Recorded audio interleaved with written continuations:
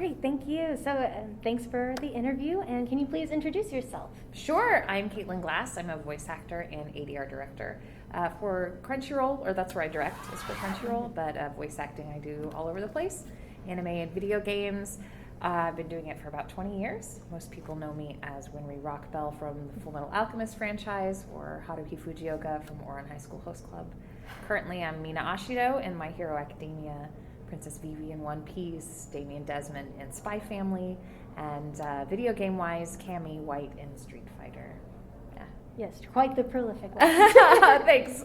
Of course. So, and speaking of that, last year you played 2 video game characters, returning as Cammie in Street Fighter 6 and Higan in Disguise 7, Vows of the Virtueless for your first time.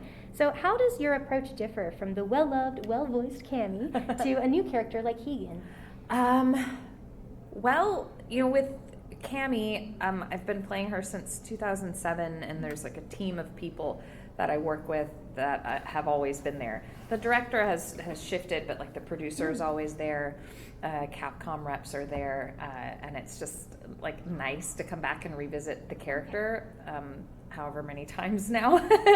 Technically, it's like the 3rd game, but there was also some other iterations of Street Fighter 4, so I feel like I've probably recorded for Cammie just, I don't know, maybe 10 times or less over the last 10 years or more. Anyway, so that feels like kind of a reunion. Though this time in Street Fighter 6, Cammie has grown a lot. She got the redesign that everyone knows about, and I didn't know until we started recording. And they're like, hey, we're going to show you what she looks like. I'm like, oh my gosh, like I couldn't believe it, and I was so excited, and like my baby girl's got pants on. I don't know, we have a very good just rapport with one another after all of these years.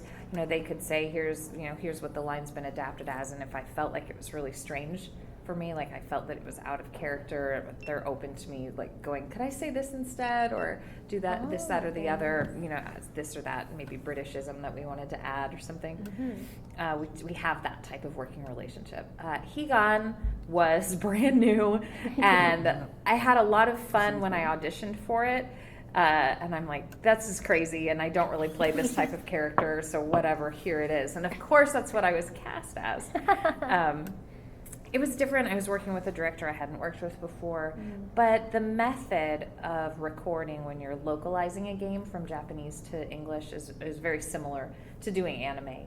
And even working on Street Fighter, it's the same. I listen to the Japanese seiyuu, and then I do Cammie's version, the English Cammie's version, right? My version. So Higan is the same way. We'd listen in Japanese, and then I would do my take over and over. She's just a lot more boisterous. A lot more boisterous. Okay, great. Thank you. And then, so you've tackled, as you mentioned, like so many different voices, from young snobby boys to vicious fighting femmes. So do you have a favorite type of character that you like to voice? Oh man, do I? Nowadays, I just like to do any acting at all. I feel like I'm chained to the director's chair most of the time. So anytime I get to voice act is a dream. Wow, man. I don't even know. Like, I'm flabbergasted. I feel like I should be able to say, yes, it's this type. But it really isn't. I just literally do enjoy any time I can be in the booth and be anyone at all. Very energetic characters are always really fun and wacky, and there's a lot of that in anime, but just the opportunity to be spontaneous is wonderful. And that's what it's like when you're dubbing anime. You see it for the first time, that's when you're reading your line for the first time, is when you're watching it in Japanese, and then a moment later, I'm going to perform it. And that's just fun. I don't think twice, really, about what I'm going to do, just whatever comes out, and then we work with that. So whether I'm playing a really evil villain or awful person, which I've done in the last few years, or somebody who's just crazy, or somebody whose voice is a lot like mine, but they just have a different life than mine. That's fun to be someone else for a minute. It's great. I mean, I don't care what type of character they are. That's awesome. Thank you. Yeah. And on that note, between like voice directing and then voice acting, you're hearing and doing all of these voices all the time. How do you kind of separate from that and just like hear your own self think? How do I? That's a great question. A lot of what I do as a director, I've put in so many hours on it, I just kind of do it. I don't know, I just go into work mode and I don't really think much about hearing, I don't know. There are times when we really get into a good rhythm. I kind of marvel at how I'm doing one thing, hearing another thing, talking to an engineer. Like the multitasking aspect of directing can be pretty intense. When you get into a rhythm of it, there are times where I'm like, this is wild that I'm doing 48 things at once, but okay, here we are. I'll say after a day of that, to then step into the booth at night and play, like, say, Damien and Spy Family, for example, it's so great. Because when you're an actor, all you have to think about is the one character you are. When you're a director, you're thinking about the character you're directing right now, all of the other characters in the scene with them who may or may not be recorded yet. And then you're also dealing with just the other things that go with the job of directing. So you may be over here in between takes working on another show or sending an email. You know, there's just so much more. Doesn't mean it's impossible. Like the challenge is great, but it's great to get into the booth and just be like, it's just me and Damien for the next hour. Awesome. Great. Let's do that. Nice. Thank you. All right. In the end, so as you mentioned, you play some very well-known characters in popular shows like Damien in Spy Family and then Mina in My Hero Academia. Yeah. But what's a character that you voice that you don't get asked often about, but you just love to talk about? Oh man, I feel like I know what this is, but I can't think of what it is.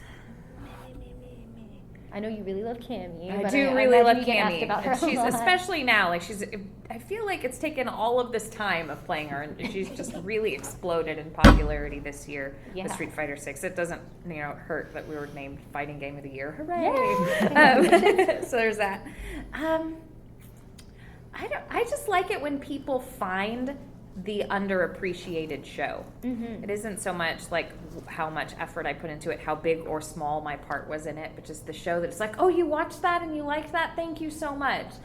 It's really easy, of course, for fans to get into the big shows, and they're big and good, like, for a reason. So everyone knows My Hero and Demon Slayer and JJK and all of those. But at the same time that those are being made, dozens of other anime are also being dubbed with just as much effort and love and care by everyone involved. So it's really great when fans come up and they want to talk to you about, Ice Guy and his cool female colleague or something, which was a show I did just a year ago. Everybody kind of reminisces on what they did the past year when, the year wraps up. And I'm like, oh, that was last year. Man, I loved that show. Talk about a respite from the busy day to step into the booth and be this just office worker who was literally just my voice. And it was so fun because turns out she and I at Komori had a lot of things in common. Is that Fear of Thunder? Is that all? No, I don't have that. But stuff like the toy collecting and the theme park going and all of that. And I just had the best time with our director, Michelle Rojas, and our engineer. So anytime people just pick up on a little thing like that, it's like, oh man, thank you so much for watching. That's awesome. Yeah. Thank you.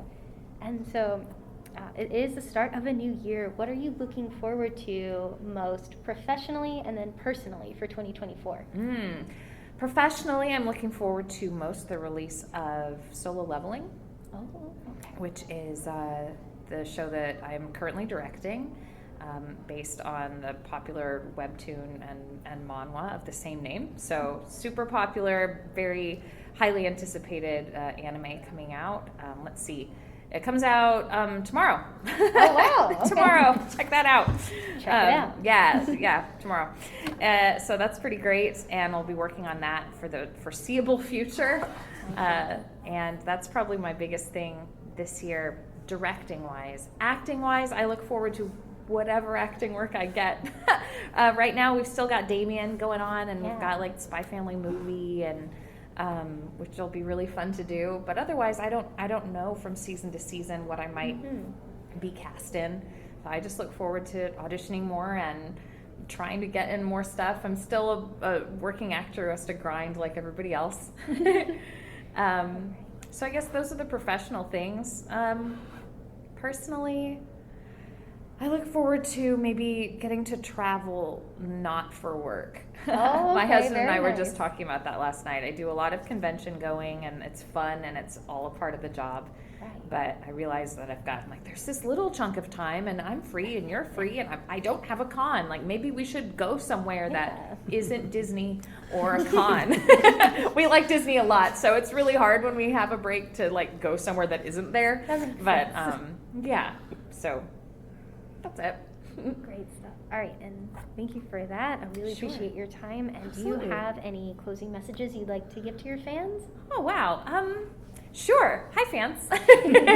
Thank you so much for your support over all of these years. 2024 actually marks the beginning of my 21st year of voice acting. So I started voice acting in January of 2004, 20 years ago. So we're entering into year 21 where my career becomes of drinking age. So bring me drinks. No, just kidding. No. Just joking. For real though, thank you guys so much. I don't think I could have ever imagined when I began this 20 years ago that it would be what it has become, not just for me personally, but just for everyone, like how anime in America is what it is. It's wild, and that is thanks to all of your support. Thank you so much. Thank you for supporting dubs legally. Thank you for going to movie theaters and seeing anime in movie theaters.